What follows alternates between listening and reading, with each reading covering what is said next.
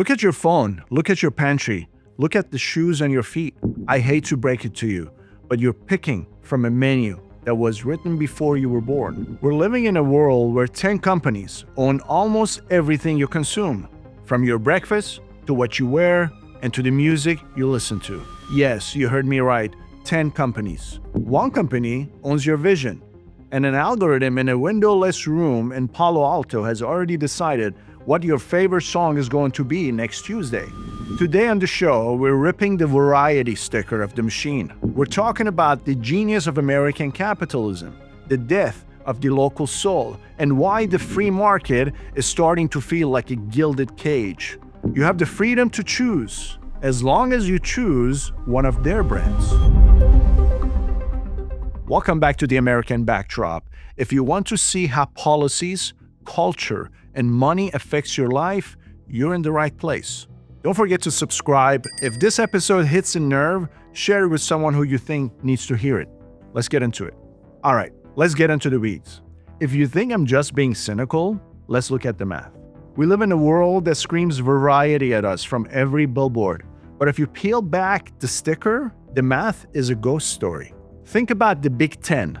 10 companies, Nestle, PepsiCo, Coca-Cola, Unilever, Danone, General Mills, Kellogg's, Mars, Associated British Foods, and Mondelez. That's it. That's the list. These 10 titans control almost every single brand of food and beverage you see on a shelf. You walk into a grocery store and see 40,000 items. You think you're in a jungle of competition? No, you're in a carefully curated showroom owned by 10 people who probably play golf together on Sundays. You think you're supporting a small organic tea brand? Check the label. You're just feeding a $200 billion dragon that sells you bleach and candy bars. Choice isn't a freedom anymore.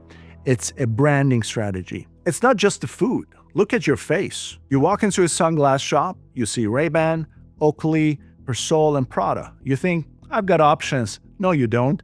You have Luxottica. Luxottica owns the brands. They own the stores. They probably own the insurance company that covers your eye exam as well. It's a monopoly wearing 1,000 different Halloween masks. And we're paying a variety tax just to be lied to. And it's not just physical goods.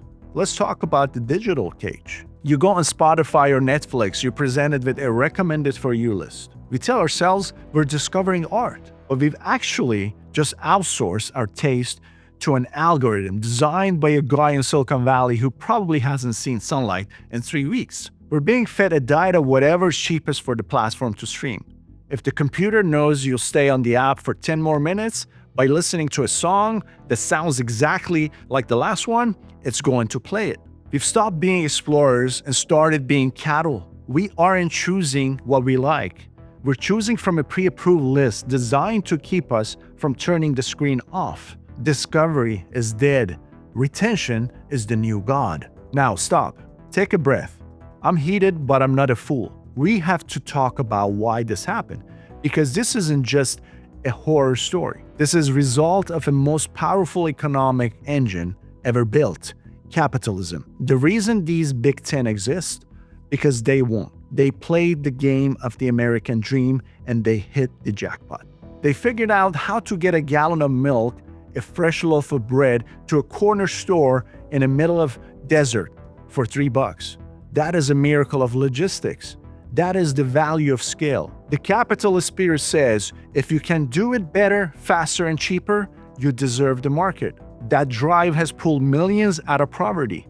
It's the reason that kid in a garage in Seattle can build a company that changed how the whole world buys books. That is the greatness of capitalism. The illusion of choice is the final level of capitalism. It's what happens when you win so hard there's no one left to beat.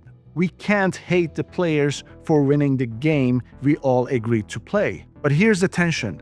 What happens when the winner becomes so big they can breathe all the oxygen in the room? Think about it. The American dream used to be about building a legacy. Now, for most startups, the dream is just being bought out by the monopoly so you can retire at 30. Are we still innovating, or are we just auditioning for the titans? This is where the price of winning gets steep. Every town in America used to have a vibe. A local hardware store where the owner knew your name.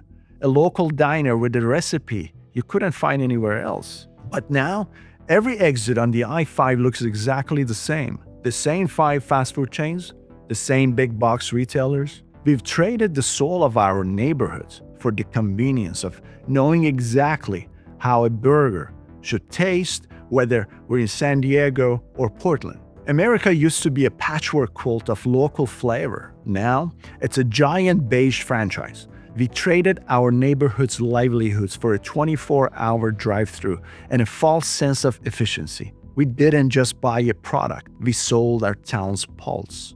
So what's the move? Do we just roll over? Hell no. The greatness of our system is that the power still sits in your wallet. The first step is waking up.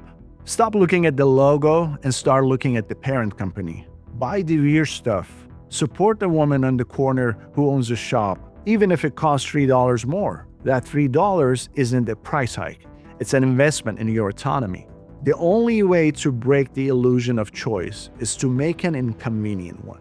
Buy local, buy direct, and stop letting a board of directors curate your reality. And let me leave you with this. If we don't start making real choices soon, we're going to wake up in a world where there's only one brand of everything, and it'll be too late to ask for a refund. And that's the American backdrop. As always, stay sharp, stay aware, and go out there, read a label, and for God's sake, buy something that wasn't recommended by a machine. Thanks for listening. See you in the next one.